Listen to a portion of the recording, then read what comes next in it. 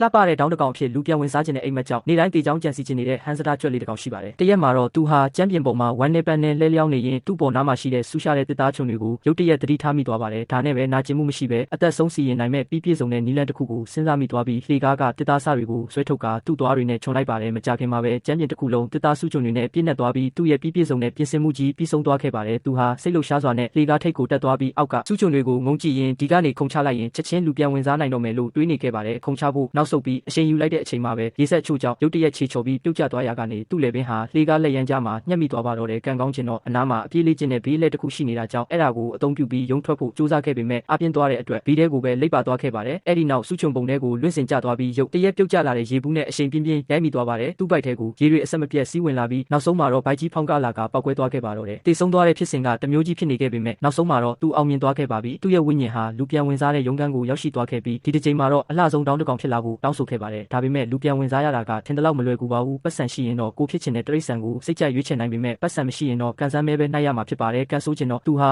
ငါးလေးတစ်ကောင်ဖြစ်သွားခဲ့ပါတယ်။ငါးဘဝနဲ့ပထမဆုံးနေ့မှာတင်သူဟာတေဖို့ထပ်မံစူးစမ်းပြန်ပါတယ်။ရေမော်ပင်တွေကိုလေပင်မှာပတ်တာကြောက်ဆောင်တွေနဲ့ခေါင်းနဲ့စောင့်တာတွေလုပ်ခဲ့ပေမဲ့ဘာမှအရာမထင်ခဲ့ပါဘူး။အဲ့ဒီနောက်အနားမှာရှိတဲ့ခင်းတစ်ခုကိုမြင်သွားပြီးအရှိန်ပြင်းပြင်းနဲ့ပြေးဝင်စိုက်ချလိုက်ပါတယ်။ဒီတစ်ချိန်မှာလည်းဖြစ်စဉ်ကရေစရာကောင်းနေခဲ့ပေမဲ့သုံးသက်ကတော့အောင်မြင်သွားခဲ့ပြန်ပါတယ်။သူ့မှာပတ်စံမရှိသေးတာကြောင့်မဲထက်နှိုက်ရပြန်ရမှာဒီတစ်ခါတော့ပိုးဆိုးသွားပြီးချင်းတကောင်ဖြစ်သွားခဲ့ပါတယ်။လမ်းတောင်အနှဲငယ်များမလျှောက်ရသေးခင်မှာပဲကြီးမားတဲ့ truck ကားကြီးတစ်စီးရဲ့ဖိချိတ်ခြင်းကိုခံလိုက်ရပါတော့တယ်။နောက်ဆုံးမှာတော့ကန်တရားကသူ့ဘက်ပါလာခဲ့ပါတယ်။ဒီတစ်ချိန်မှာတော့သူဟာဒေါင်းတစ်ကောင်ဖြစ်အောင်မြင်စွာလူဝင်စားနိုင်ခဲ့ပါတယ်။ဒါပေမဲ့သူမအောင်ပွဲခံရသေးခင်မှာပဲစနစ် system ကသူဟာလူပြန်ဝင်စားခြင်းကိုရည်ရွယ်ချက်ရှိအလွဲသုံးစားလုပ်နေတဲ့ဆိုတာကိုရေးမိသွားပြီးသူ့ရဲ့ဆုလက်ကိုပယ်ဖျက်လိုက်ပါတယ်။သူကရက်တန့်ဖို့ညှဉ်းဆန်ခဲ့တာကြောင့်စနစ်ကအရေးပေါ်အနီရောင်အဆင့်ကိုအသက်သွင်းလိုက်ပြီးလူပြန်ဝင်စားမဲ့ဂိတ်တကားအလုံးကိုစတင်ပိတ်ပစ်လိုက်ပါတော့တယ်။ကံကောင်းခြင်းတော့သူဟာမပိတ်ရသေးတဲ့နောက်ဆုံးဂိတ်တကားတစ်ခုကိုလှမ်းမြင်လိုက်ရပါတယ်။စနစ်ကသူ့ကိုမတားဆီးနိုင်ခင်မှာပဲတယောက်ယောက်ကိုဘေးသို့တွန်းဖယ်ကအထဲကိုအမြန်ခုံဝင်လိုက်ပါတယ်။နောက်ဆုံးတော့သူဟာဒေါင်းတစ်ကောင်ဖြစ်သွားခဲ့ပါပြီ။သူဟာသူ့ရဲ့လှပတဲ့ခန္ဓာကိုယ်နဲ့ပတ်ဝန်းကျင်ကရှုခင်းတွေကိုငွေမောသဘောကျနေခဲ့ပါတယ်။သို့တော်လည်းဘဝတစ်ကိုကြိုးဆိုဖို့အတွက်အတောင်ပံတွေကိုဖြတ်လိုက်ရုံရှိသေးရုတ်တရက်မိုးကြိုးတစ်ချက်ဆူဆူရှာရှာပစ်ချခြင်းခံလိုက်ရပါတယ်။ဒါဟာစနစ်ရဲ့လက်ချက်ပဲဖြစ်ပါတယ်။လူပြအဝင်စားခြင်းကိုထက်ခါတလဲလဲအလွဲသုံးစားလုပ်တဲ့အတွက်ပြည်တံအနေနဲ့စနစ်ကပဲသူ့ရဲ့ကံကြမ္မာကိုကိုယ်တိုင်ဆုံးဖြတ်ပေးလိုက်ပါတော့တယ်။သူဟာဘာမှမရှိတဲ့တဲကန်နာရအလုပ်တစ်ခုတည်းကိုပစ်ချခြင်းခံရပြီးဘယ်တော့မှမလှုပ်ရှားနိုင်တော့တဲ့ရှားဆောင်လက်ပတ်ပင်တစ်ပင်ဖြစ်ပြောင်းလဲသွားခဲ့ပါတော့တယ်။အကယ်၍